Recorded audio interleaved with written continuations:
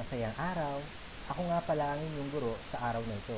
Tatawagin niyo ako Sir Junel. Pagkatapos ng paksang ito, inaasahan ng bawat isa na nakikilala ang mga salitang pang-uri, nagagamit ang pang-uri sa pangungusap, nabibigyang halaga ang mga bagay na nakapaligid sa pamamagitan ng tamang paglalaraw sa mga ito.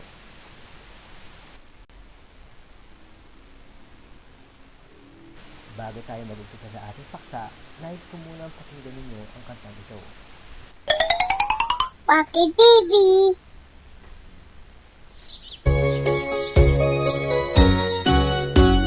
May tatlong bibe akong nakita, mataba, mapayat mga bibe, ngunit ang may pakpak sa likod ay iisa. Siyang leader na nagsabi ng kwak, kwak, kwak, kwak, kwak, kwak, kwak, kwak. Siyang leader na nagsabi ng kwak, kwak. Tayo na sa ilog ang sabi, kumendeng, kumendeng ang mga bibe, ngunit ang may pakpak sa likod ay iisa. Siyang leader na nagsabi ng kwak, kwak, kwak, kwak, kwak, kwak, kwak, kwak. Siyang leader na nagsabi ng kwak, kwak. May tatlong bibe akong nakita, mataba, mapayat mga bibe, ngunit ang may pakpak sa likod ay iisa. Siyang leader na nagsabi ng kwak, kwak, kwak, kwak, kwak, kwak, kwak, kwak. Siyang leader na nagsabi ng kwak, kwak.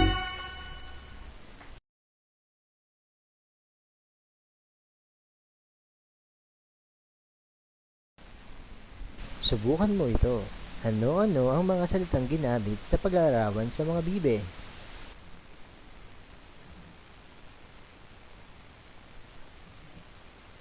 Tama! Sapagkat ang mga salitang mataba at mapayat ay ginagamit sa paglalarawan.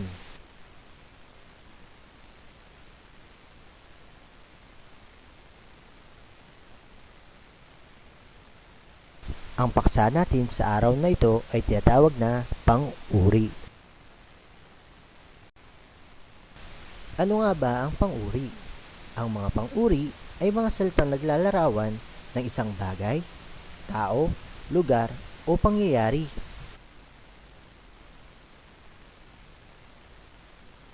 Dumako naman tayo sa pang-uring panlarawan. Ang pang-uring panlarawan ay tumutukoy sa kulay, hugis, lasa, amoy, katangian at damdamin.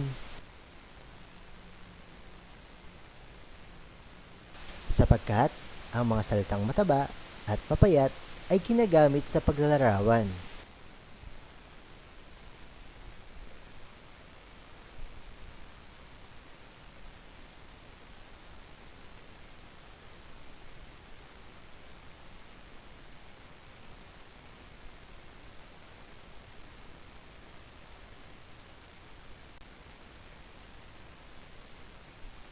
Halina't sagutin mo ito. Narito ang panuto na dapat mong sundin. Piliin at isulat sa papel ang 10 pang-uring ginamit sa talata. Ito ang talatang pinamagatang ang aking ina. Si Inay ay larawan ng isang babaeng Pilipina. Siya ay may mahaba at maitim na buhok. Bilog ang kanyang maningning na mga mata.